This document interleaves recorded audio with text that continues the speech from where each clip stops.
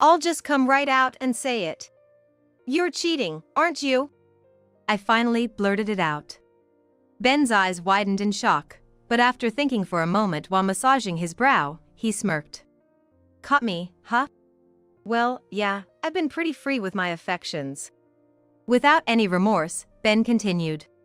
Oh, I've got something to tell you, too. He strode up to me, a sleazy grin on his face. Take good care of the sick kid, will ya? Huh? He's taken a liking to you, so make him happy. That's the least you can do. In exchange, I'll focus on my new flame. If Sally and I have a son, he'll eventually be the CEO. Essentially, Ben planned to have a child with Sally, the CEO's daughter. Sure, that would secure a safe future, considering the influence of the family. Such a pathetic, dependent strategy. Just then, the door slammed open, and in came Tom. Moving skillfully in his wheelchair, Tom approached Ben.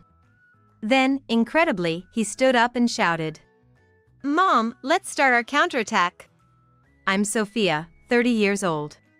Becoming a housewife after marriage, I'm now troubled about my child. Though I say my child, Tom is not blood-related. He's Ben's son from a previous marriage. He's a quiet kid. That's what Ben said when he brought Tom the day after our marriage. I knew Ben was divorced, but I had no idea he had a child, let alone one he was raising. Quiet or not? Confused, I didn't know how to react, but Ben nonchalantly replied. No, really, he's super quiet. He's only 3 but not much trouble. Looking at the 3-year-old Tom, he gazed back at me with curious eyes. His innocent face stirred mixed feelings in me. His name is Tom. Say hi to your new mom, Tom. Urged by Ben, Tom shyly looked at me. Mom! Well, it's a surprise, but that's how it is. I'm easily swayed, embarrassingly so. I could have objected if Tom wasn't there. But faced with his wide, curious eyes, I couldn't voice a single complaint to Ben. And so, I became a mother to a 3-year-old upon marriage. I wanted kids eventually, but never imagined skipping straight to motherhood. As Ben said, Tom was a low-maintenance child for a 3-year-old. He ate what was given and never threw tantrums. He was, in a word, a good kid. He really is quiet. Right? Well, I don't know much about it. Huh? According to Ben, his parents raised Tom before we got married. I couldn't possibly do childcare with my busy job. Is that so? But now, with you, Sophia, being unemployed, it's reassuring. Childcare was left to the grandparents, with Ben only seeing Tom on weekends. This earned me a lot of gratitude from my in-laws. We're old, you know. He's not unlovable, but it's been tough.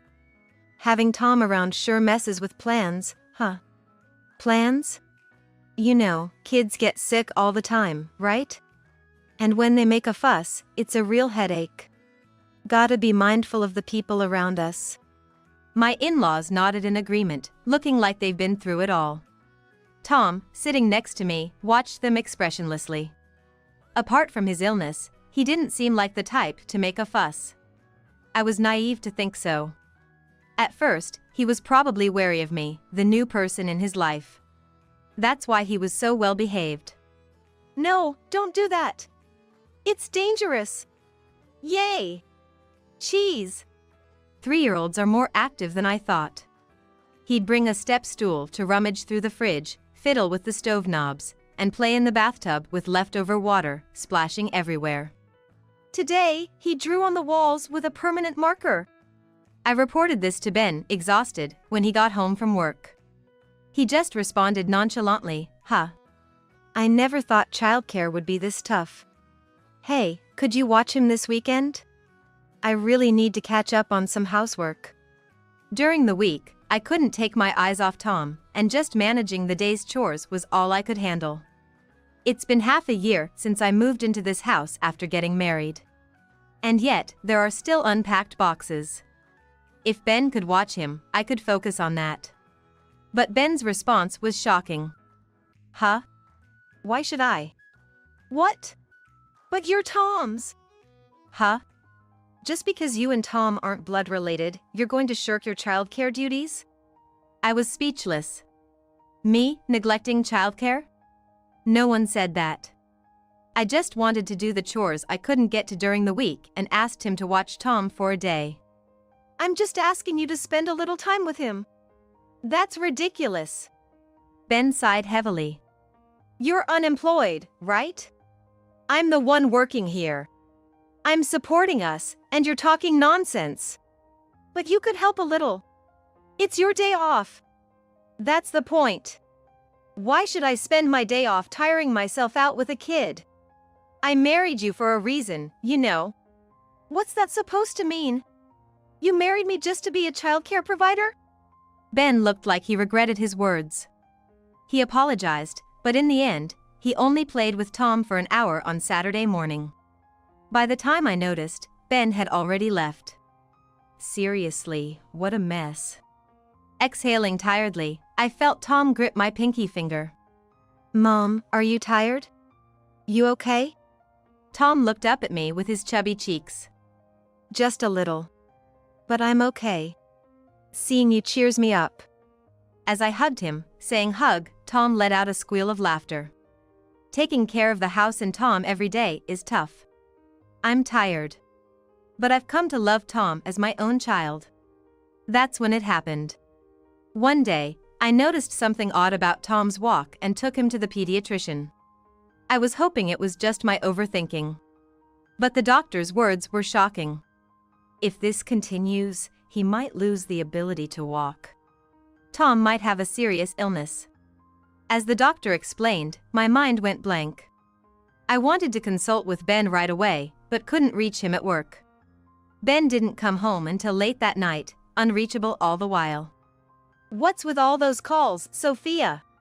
I was at work. I couldn't deal with so many messages. This is what I get for marrying someone who doesn't work. Ben let out an exaggerated sigh. He had no idea. Tears welled up in my eyes involuntarily. Tom was at the hospital today. As I spoke with a trembling voice, Ben covered his mouth, his eyes wide in shock. What's that all about?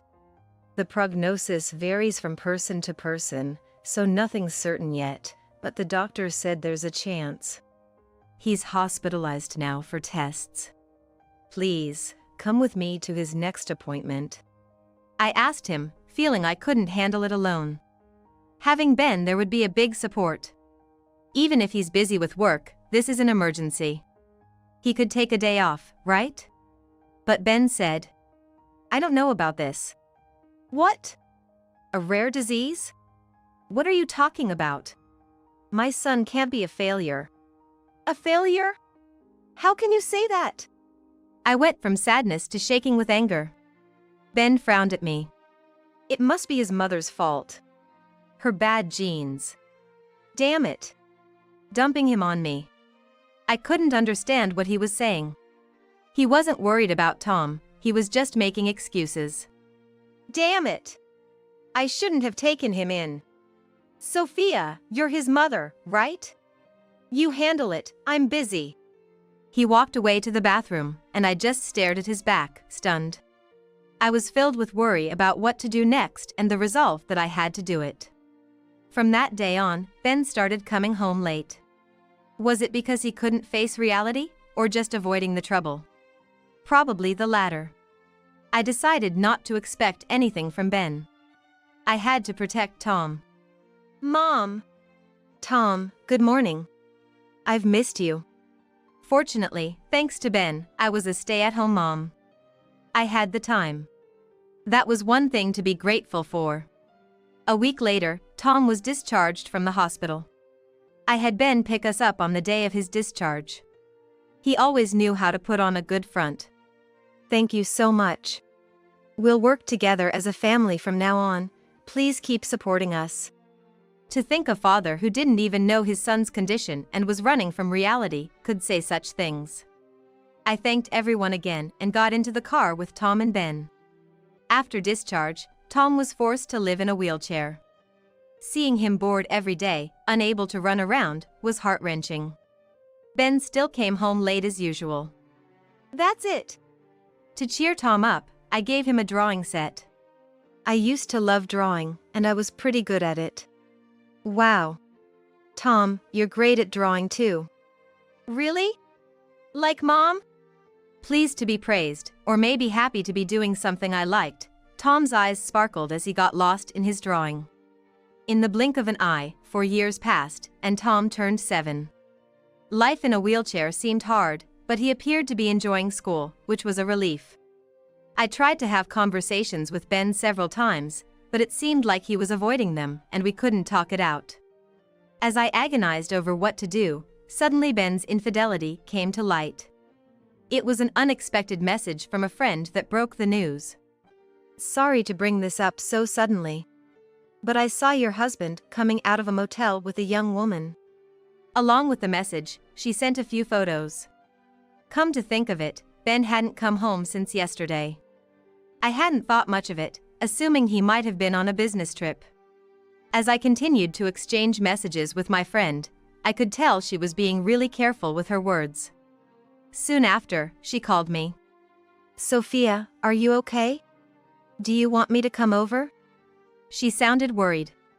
Of course, she would be. She must have struggled with whether to tell me or not. But I wasn't as shocked as I felt I should be. In fact, I had been suspicious of Ben for a while now.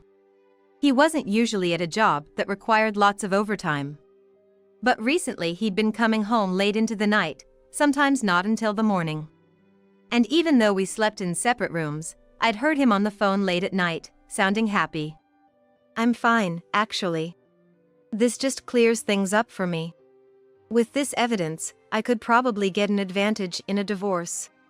Let me know if there's anything I can do to help. Thanks. After hanging up, I was suddenly overwhelmed with despair. It's one thing to suspect, but having it confirmed feels completely different. A dark feeling swirled in my chest. More than being upset about the infidelity itself, I was shocked that while I was struggling and worrying about Tom, crying over his condition, Ben was out enjoying himself with someone else. Thinking about it brought a different kind of tear to my eyes.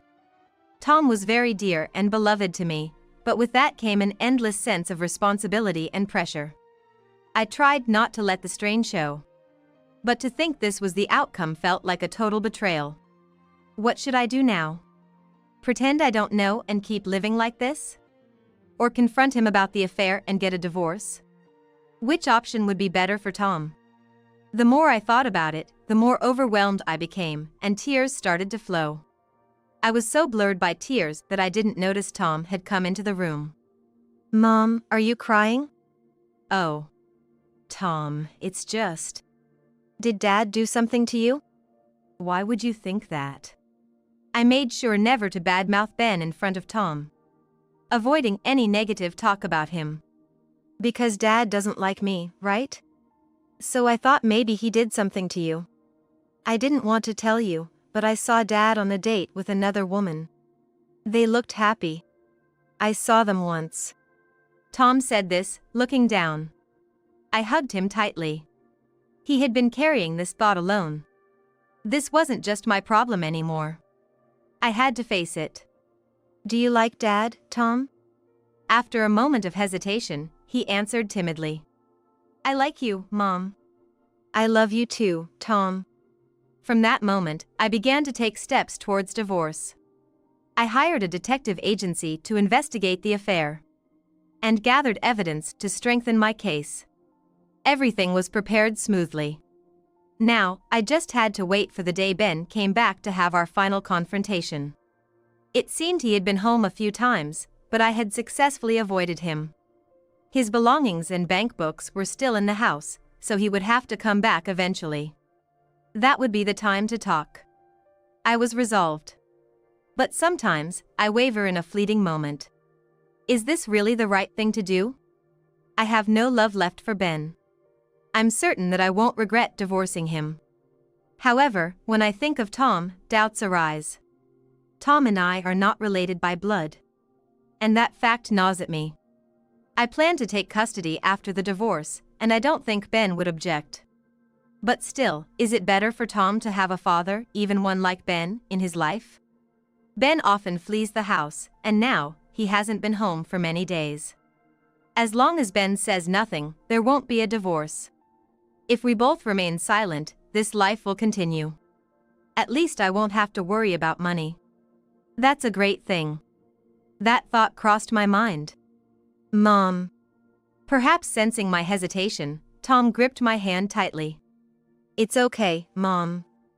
I'm here with you.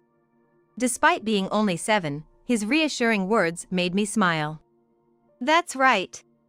Mom will do her best. Will you join me? Yes. 2 days later, in the dead of night, Ben returned home temporarily.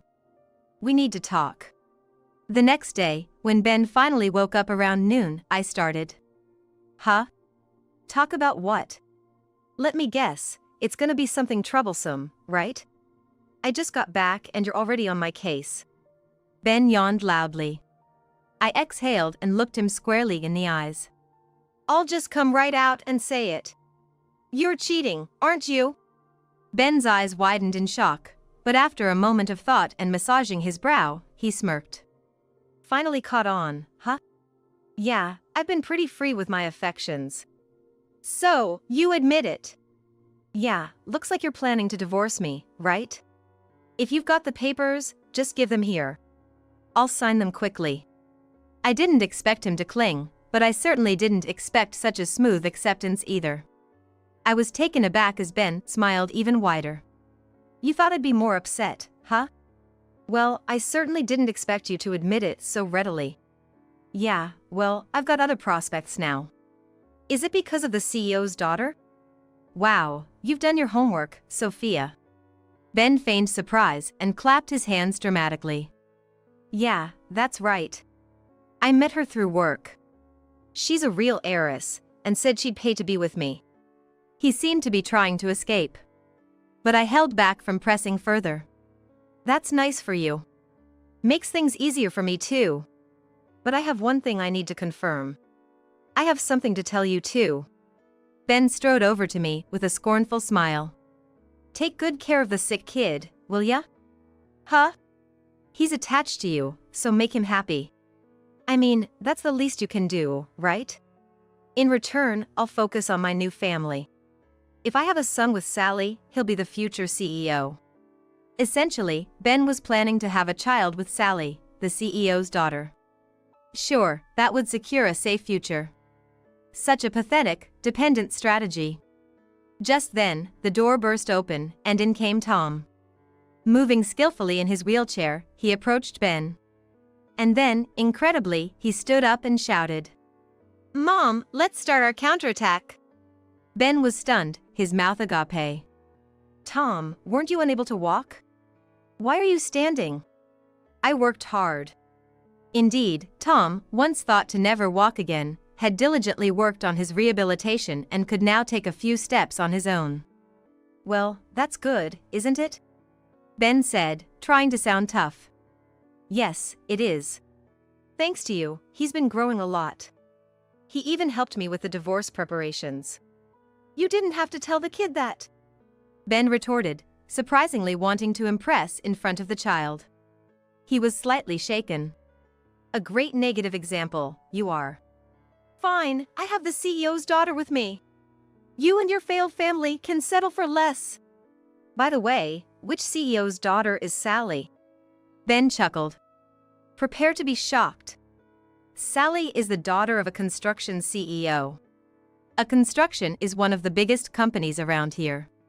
His pride in dating the CEO's daughter was understandable. But Ben was greatly mistaken about one key fact. Unaware. He bragged confidently. A construction. That's amazing. I'm so surprised. Right? Ben nodded. I smiled and said, I'm sorry, I didn't realize your thinking was like that, Ben. Huh? Confused, Ben asked what I meant.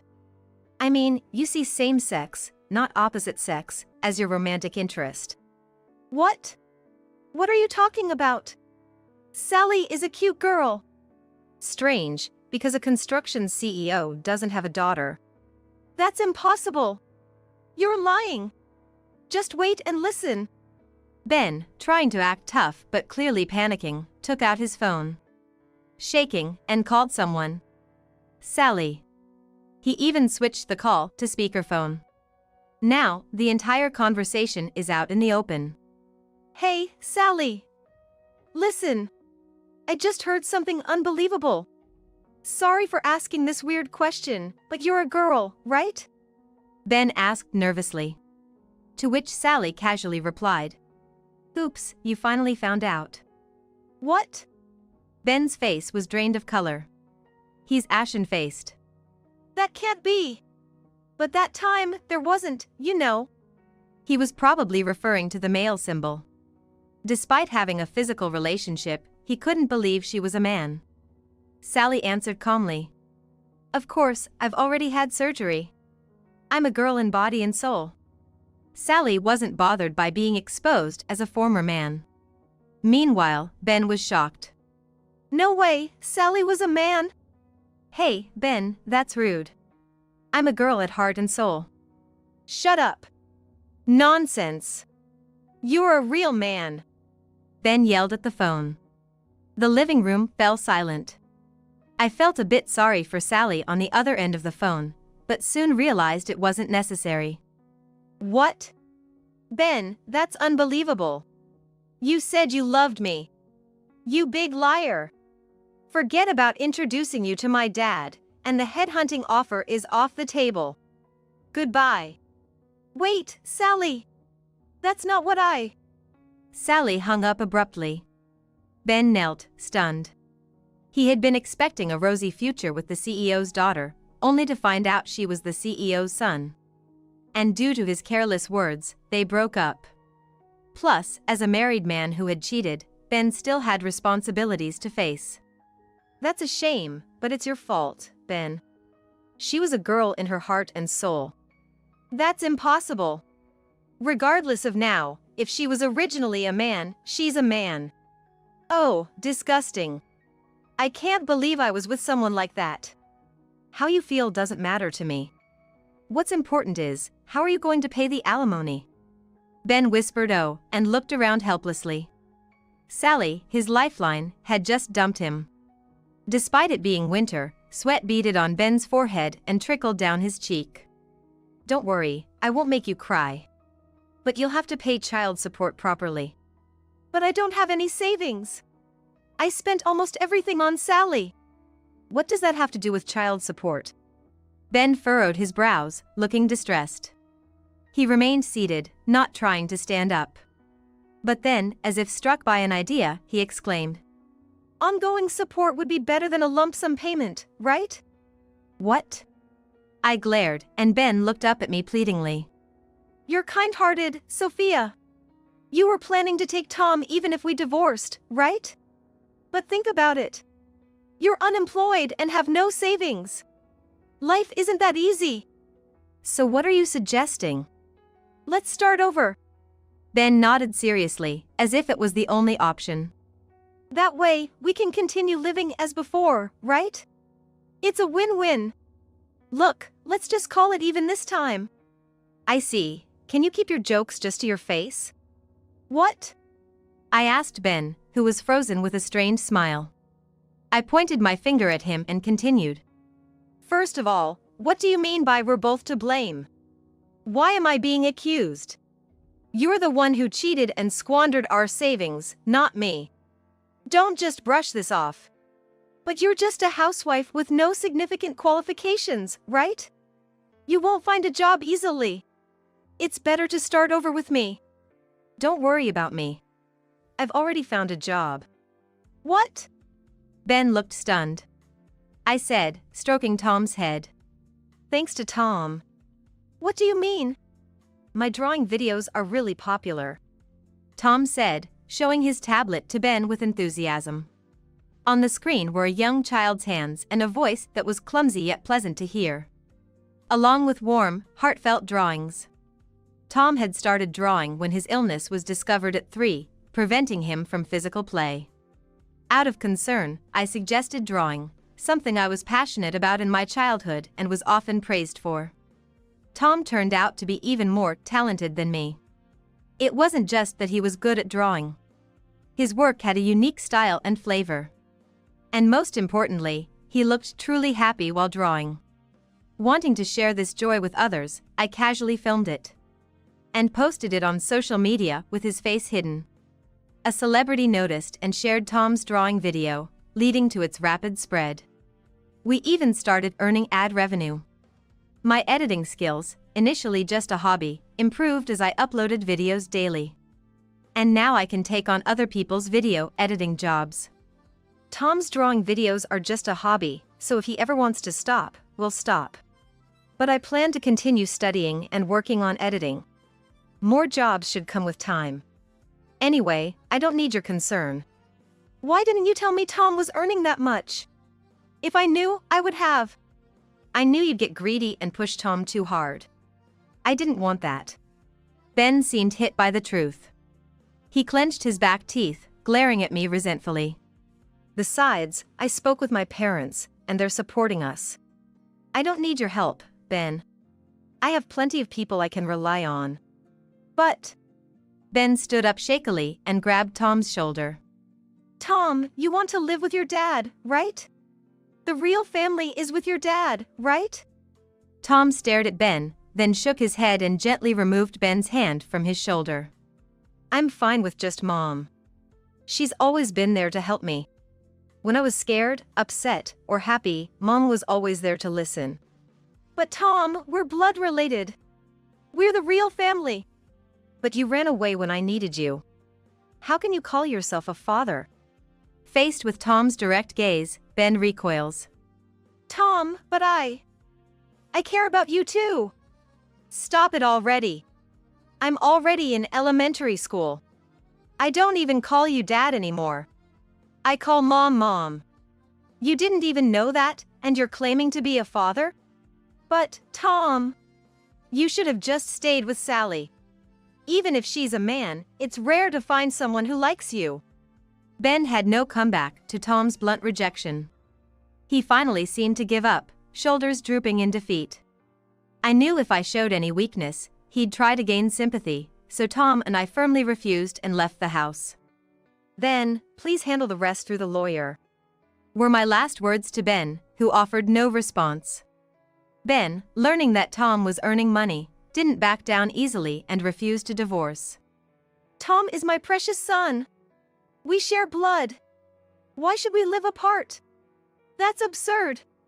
Despite his previous lack of interest, he desperately tried to claim custody.